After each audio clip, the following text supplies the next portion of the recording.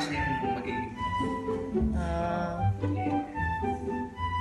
Pero hindi niya pa nilalabas yung Kasi kapangyarihan. kaya, umiinom siya ng pills To control.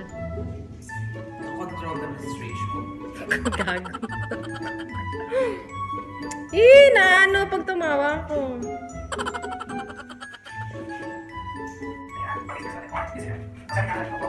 Jack.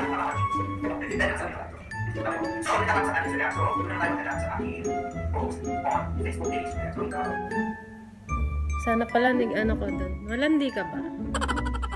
Mga ganon. Nakubit sa'yo, Ten? Sa'yo hindi. Sa akin, puro kubit.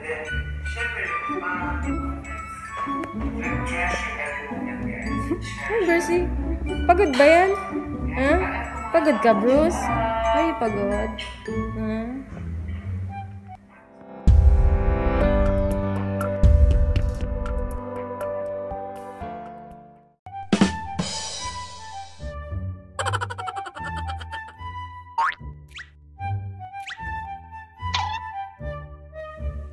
Hello mga be! Hello! So, tagal kong hindi nakapag-video vlog. So, today's video, magre-react lang tayo doon sa PBB 8, Sultan ng Hamunan ni Yam Yam tsaka ni Man. Let's watch na! Wow. So, ano sila? Challenge. Anong masasabi mo? Napatunayan na hindi yung doon sa... Actually, parang ko yung clip na yun, yung umalis. Kasi ano yun eh, trending siya sa Facebook.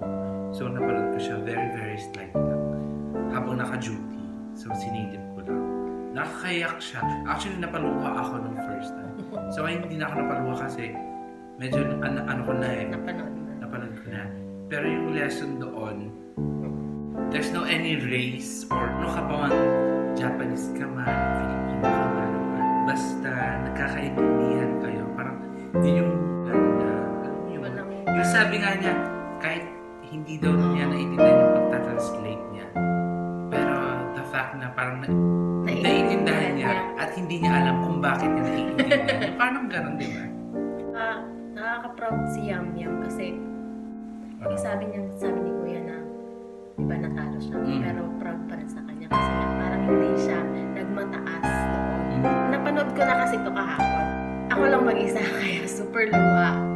Ngayon at naluluha pa rin na hindi na ganoon kasi napanood ko na siya talaga. Yes.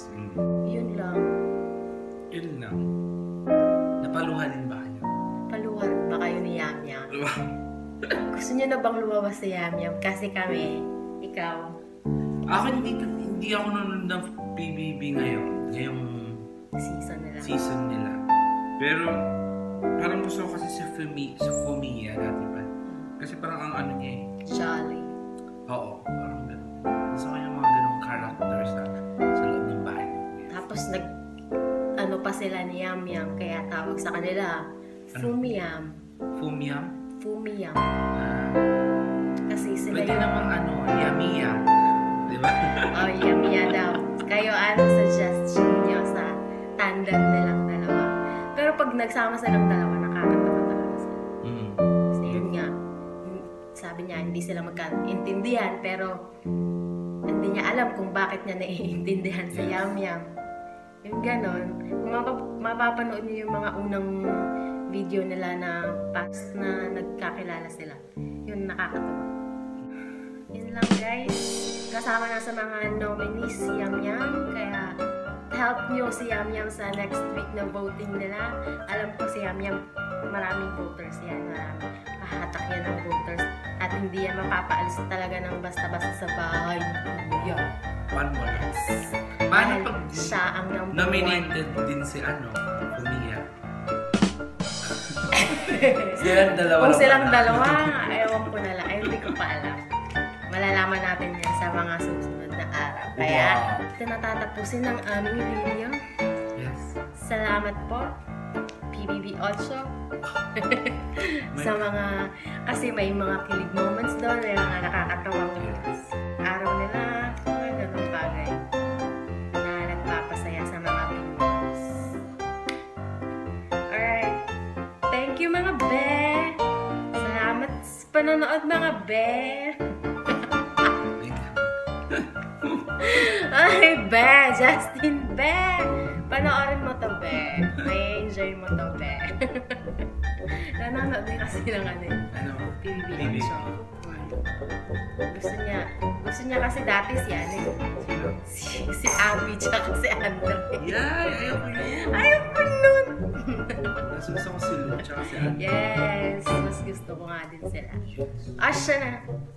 Bye! Ay, subscribe kayo sa akin. Ako si Chi. Subscribe niyo pala si Chi. Malapit na siya mag 1K Yes, subscribers. road to 1K Road to na. 1K na. And guys, ipopromote ko to. Mizuya, guys. Masarap ba yan? Oh, I'm drinking it now. Kung gusto niyo mga matcha, ano kayo dyan? Oy, matcha lovers dyan.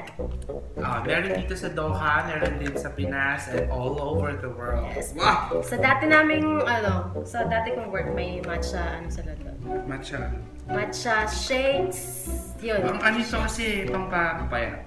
Meron siyang L-carnitine. Yes. Masarap ba yan? Masarap. Yung lasa. Oo, try mo. Ang ate, try mo na. Ako nga ako matcha lover eh. Pero na-try ko. Na-try ko na yung matcha. Masarap naman siya.